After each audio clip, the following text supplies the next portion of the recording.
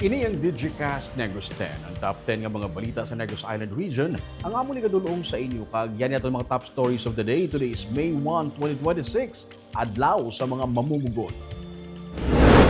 1,200 nga minimum wage ginaduso sa Labor Day rally. Hustisya para sa napatay sa tubo sa encounter.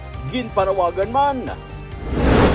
Embahada sang Estados Unidos sa Pilipinas nagpagwa sang security alert sa ila citizens nga maghalong sa NPA. Mga driver sa modern kag traditional jeepney, taxi, TNVS kag delivery riders magabaton sang 5,000 pesos nga ayuda sini nga Mayo. Posible na ang libre nga konsulta kag pulong sa PhilHealth. Kag sa Good Vibes Weekend, mga pwede marentahan for exclusive use nga pool, villa kag beach house sa tripping ni Romeng. Inatanan sa Digicast Negros X.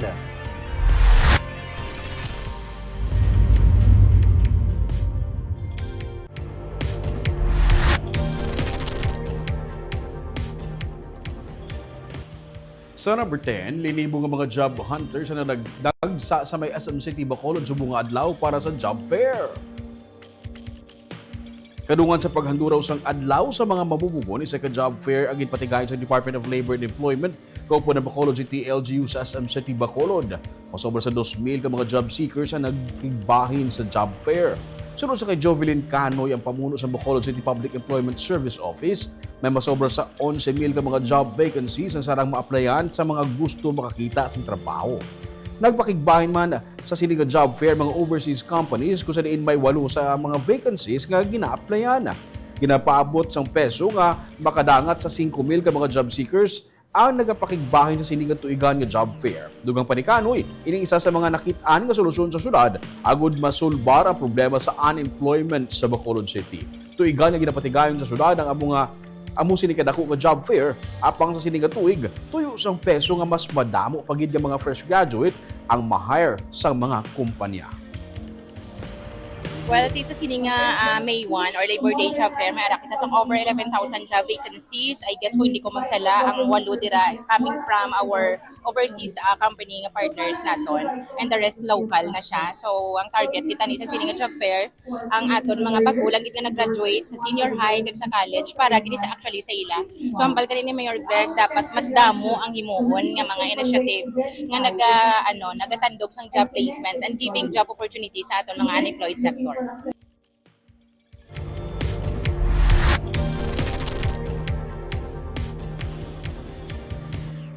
Sa number 9, libre nga mga school supplies para sa mga estudyante sa Bacolod ang tuyo nga mapanagtag sa unang adlaw pa lang sang klase.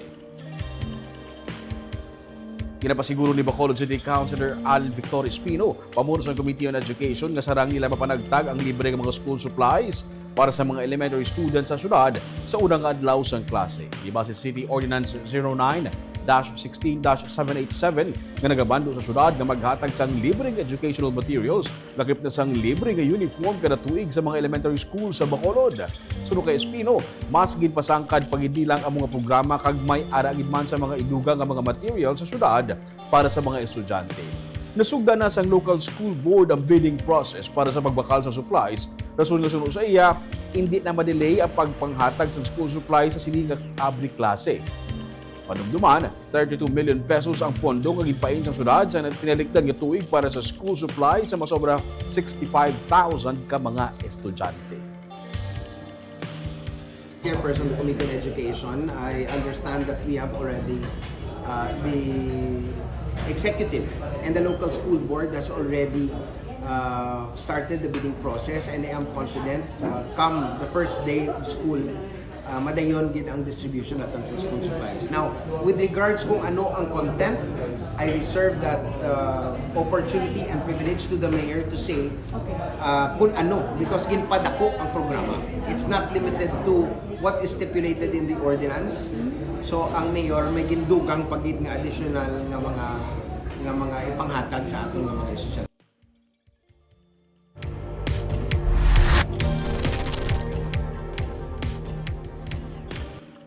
Sa number 8, pinaagi sa mas ginpalapad nga coverage ng PhilHealth, libre na sa karon ang pagpa-check up pati pagbakal sang gulong. Paano? Yaring report. Gusto man ko ka-avail kay gabayad na ko lang PhilHealth. Pinsar anay ni Dolores Gagatam sang una, kung maospitalan siya ang mga magamit niyang iyang PhilHealth. Wala siya makahibalo nga bisan sa pagbakal sang bulong ukon maintenance, magpakonsulta kag mapa-laboratory, pwede magamit ang PhilHealth. Gani sang may baluan niya ang parte sa gamot kag yakap nga programa sang ahensya, nagita siya sang yakap clinic para maka-avail sang libre nga konsulta pati na bulong. Bakal mo pa na sudal kag bugas mo ang iban nga bulong di bala nga inubakal mo ti at least makadto sa food mo. So sa ka makadto sa bulong di kay may PhilHealth na at least magaan siya sa kinahanglanon. Sa masobra sa 5,000 pesos kada bulan nga ginagasto niya sa iya nga mga bulong, nangin 3,000 pesos na lang. Isa siya sa mga bakulod noon nga naka-avail na sa siningal programa sang ahensya sa paglunsar sang gamot nga programa.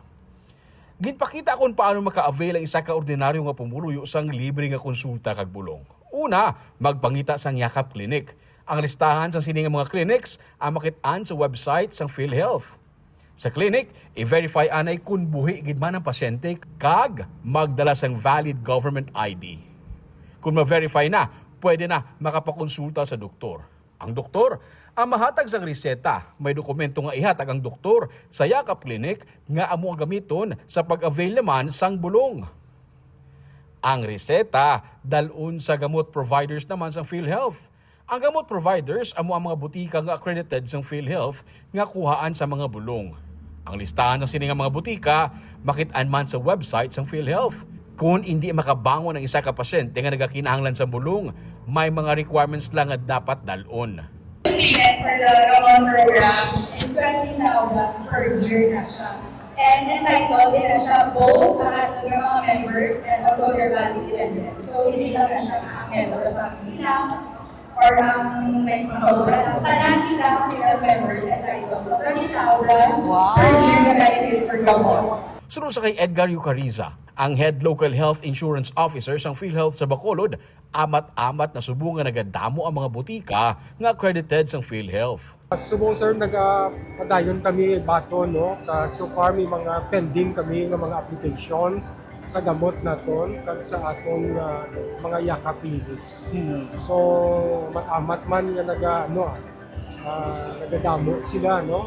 Ang mga bulong nga sarang ma-avail sa gamot nga programa sang PhilHealth ang nadugangan na kag masobra na sa 70. Hatag kita sa antimicrobial, antibiotics, anti-asthma, ang mga ang maintenance medicines, no, hypertension, ang aton nga for diabetes nagahatag kita sina. So from 21 drugs and medicines under PhilHealth Yakap, expand naton siya, part of the expanded benefit package in PhilHealth. Nagdugang kita sa another 54 ka medicines, that makes it 75 na. Gani nag-aapil ang PhilHealth sa publiko nga hindi miyembro sa PhilHealth nga magpamiyembro na, kay hindi lang ang PhilHealth magamit kung ma-ospital na. Ang PhilHealth ang sarang magamit para malikawan ang sitwasyon nga dalun sa ospital pinaagi sa konsultasyon, laboratorio kag sa pagbakal sang bulong.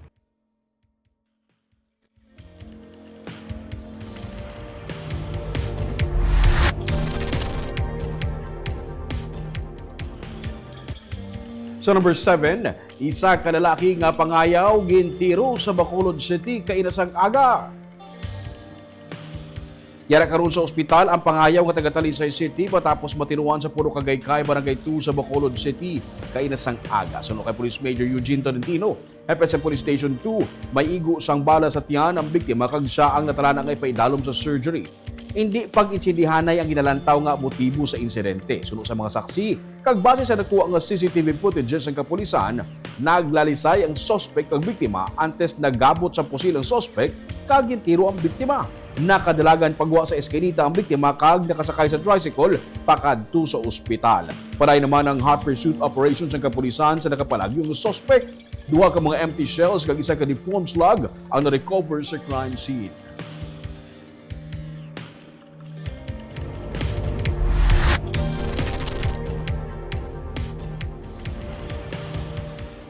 Sa number 6, isa ka lalaki ang patay matapos ginlampusan sang tubo sang iyaman lang upod inom.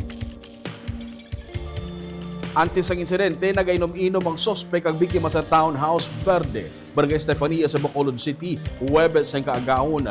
Nagluntad og komosyon, nagkuha sang tubo si alias Tyson, kaginlampusan ang biktima nga si alias Michael. Sila ang pareho nga taga Barangay Estefania. Naigo sang tubo malapit sa mata ang biktima. Kag nagtingwa pa nga malagyo apang gilaga siya sang sospek kag liwat kag ginlampusan sa ulo. Na-recover sa lugar ang tubo nga may kalabaon nga 50 pulgadas. Samtang nakapalagyo naman ang sospek kag para niya ginapangita sang kapulisan.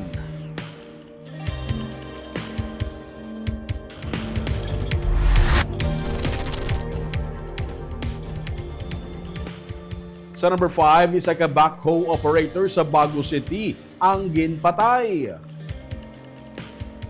Nagapungko sa guwa sang iyang atsyanggi ang biktima sang siyang ginpalapitan sang sospek kag gintiro sa mga pinagkabeses sa Purok Santan, Barangay Abonan, Baguio City, Huwebes ang hapon. Nagresulta ang pagpaniro sa kamatayon ni alias Bares, 58 anyos, isa ka backhoe operator kag residente sa Kamuman nga barangay. Ang krimen nasaksihan sang misis sang biktima upod sinipungko sa guwa sang tiyanggi. Gindala ang biktima sa ospital apang ginbawian sang kabuhi. Nagpalagi ang sospek na nakasuksok sang helmet, gray nga long sleeve shirt, light skinny maong pants kag tennis shoes.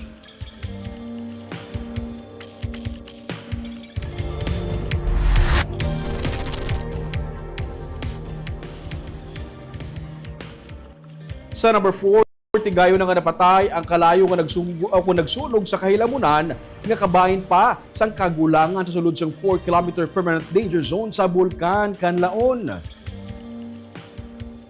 Ini kasunod sa pagtupa sa mabunok kaulan sunod sa kay Philip Lechoncito, ang Park Superintendent sa Mount Kanlaon Natural Park. Nagdangat man tubtob sa 200 hectares ang kahilamunan kag bahin sang kagulangan nga naapektuhan sang sunog. Alas 12:30 kahapon sang udto, Abril 30, makita pa ang paraan nga pagpasunog sa bahin sang sitio Trangkalan, Barangay Masulog sa Banwa sang La Castellana. Ginapasalamatan ni Lechoncito ang pagdupa sa mabunok nga ulan nga nagpalong sang kalayo sa bilog nga apektado nga area. Damlag pa, isa sa ilang ginakahangawan nga kung magsigi ang pagkalayo kag magkambyo ang huyop sang hangin padulong southeast, mayara sa posibilidad nga malapot ang kagulangan nga sakop sang barangay Biak na Bato sa La Castellana. May pila ka bahin na sang nagakasunog nga area nga gintugas ang pagpuhag sang pukyutan. Ang pagkasunog sa iban nga area hindi pa mapatod labi na ang sakop sa lugar sang 4-kilometer permanent danger zone, lugar nga ginadumilian ang pagsulod bangod sang peligro diri. Gisiling ni Irene Bell Protenia, pamuno sa Provincial Disaster Risk Reduction Management Office, nga hugot nga ginamonitor sang Kanlaon Green Brigade ang area para man mapangapinan ang malapit nga komunidad.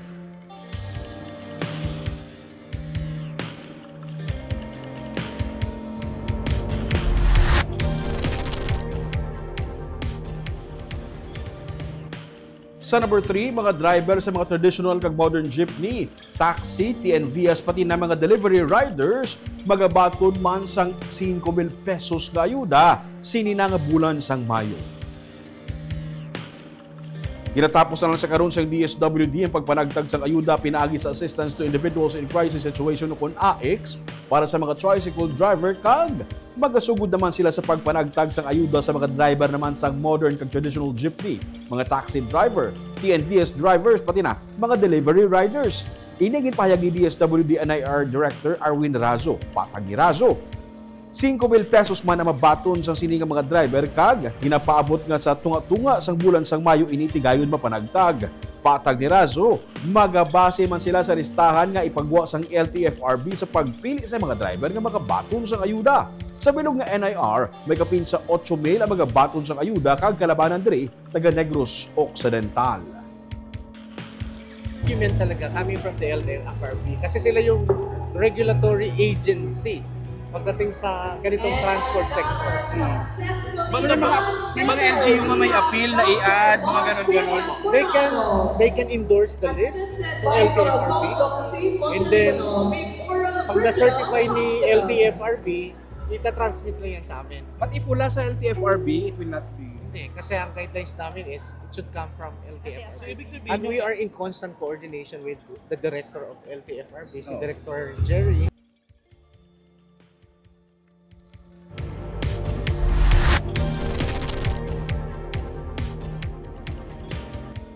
Sa number 2, ang Embahada sang Estados Unidos sa Pilipinas nagpagwa sang security alert para sa ilang mga citizens ini may angot sa mas ginpasangkad nga operations ng Armed Forces of the Philippines batok sa New People's Army. Sinilamang nalakip ang mga American citizen nga sanday Lyle Frijoles kag Kai Sorem sa napatay sa gipatuman nga military action batok sa NPA sadtong Abril 19 sa Tuboso, Negros Occidental. Sulod sa embahada, ila ginabisuhan ang mga Amerikano nga yara sa Pilipinas kag bisan pa sa bilog nga kalibutan nga magsunod sa local laws kag likawan ang mga sitwasyon nga may mataas nga security risk. Sunod sa embahada, ang NPA isa ka-designated foreign terrorist organization sang Estados Unidos kag sang Pilipinas. Nalakip sa ginakabig areas of heightened concern sa pungsod sunod sa embahada, ang Leyte, Mindoro, Negros kag Samar kung saan sinilamang may mga clash sa tunga sang NPA kag sang tropa sa militar. Ang mga US citizens ila ginaabisuhan nga hindi mag-affiliate o kung magking-angot sa terrorist o kung insurgent groups. Kung makasugata man sa mga armado nga hindi katapos ang pulis o kung militar, silang ginabisuhan nga magbiya sa lugar. May mga non-governmental organizations sunod sa embahada nga may affiliation sa NPA. Gani ang mga US citizens nga luyag magpatuman sa humanitarian activities ang magpakig-angot sa mga grupo nga registered sa Philippine National Volunteer Service Coordinating Agency.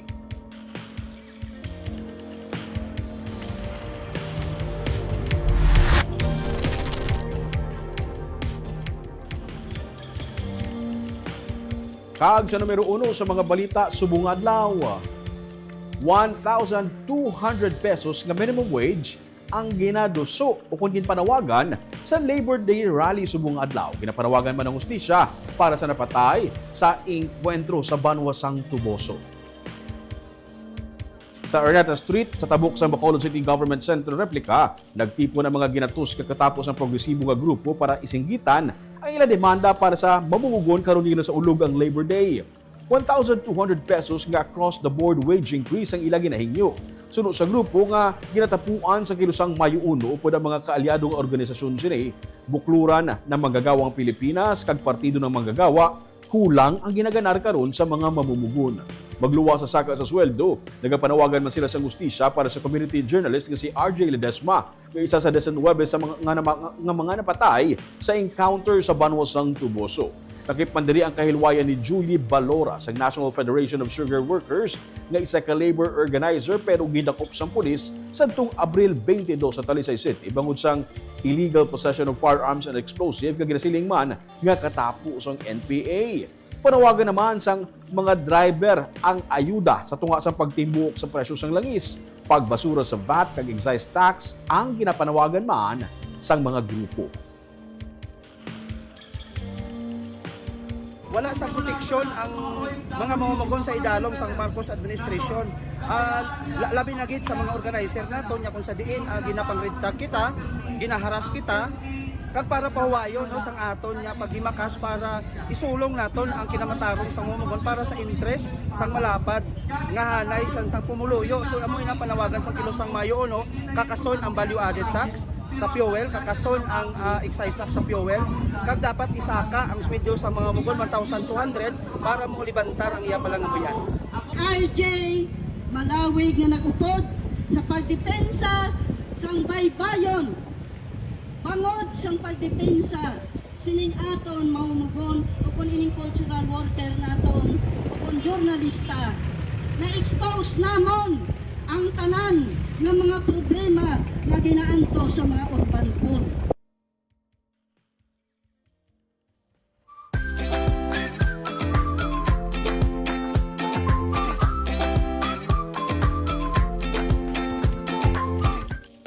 Kagyari naman ang papabalo namon sa inyo nga pagpag-good vibes hindi nga weekend. Sa kainit sang panahon karami mangita sang matugnaw nga lugar, magpabugnaw, maggulom-hulom, kag mag-relax kag mag-enjoy. May pila kami ka mga natultulan nga mga lugar, swimming pool, villas kag beach house nga pwede nyo ma-rent exclusive para sa inyo nga pamilya o kun barkada. May mga villas kami swimming pool nga pwede pang party, kag beach house, modern kubo sa higad sang baybay. Initanan, pangkadtuan tabwas sa tripping ni Roming at 8 a.m.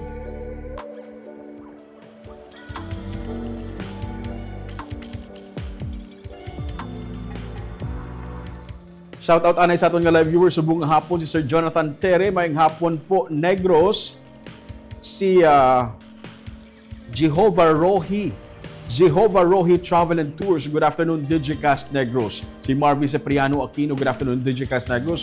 Good afternoon Choy Ruming, watching live from Silay City. Shout out sa misis ko nga si Eileen, watching man live. Shout out sa inyo ni Marvin kag kay Eileen. Si Gerardo Marquez, mayong hapon Digicast, keep safe everyone. Inom tubig always kay sobra kainit. Salamat gid sa imo nga reminder para sa aton tanan ina. Mirna Garido Clavel, good PM Digicast, NIR and sa Ruming.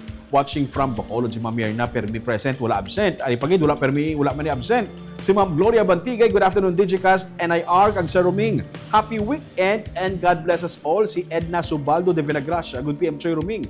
Watching from Capitol Heights, shout out sa Subaldo and Delagente family sa Silay City. May mga Subaldo na sa Silay Kaaga mo itong top 10 ng mga balita sa Negros Island Region subong adlaw. Tugtog sa Lunes, ako si Romeo Subaldo. Have a safe weekend.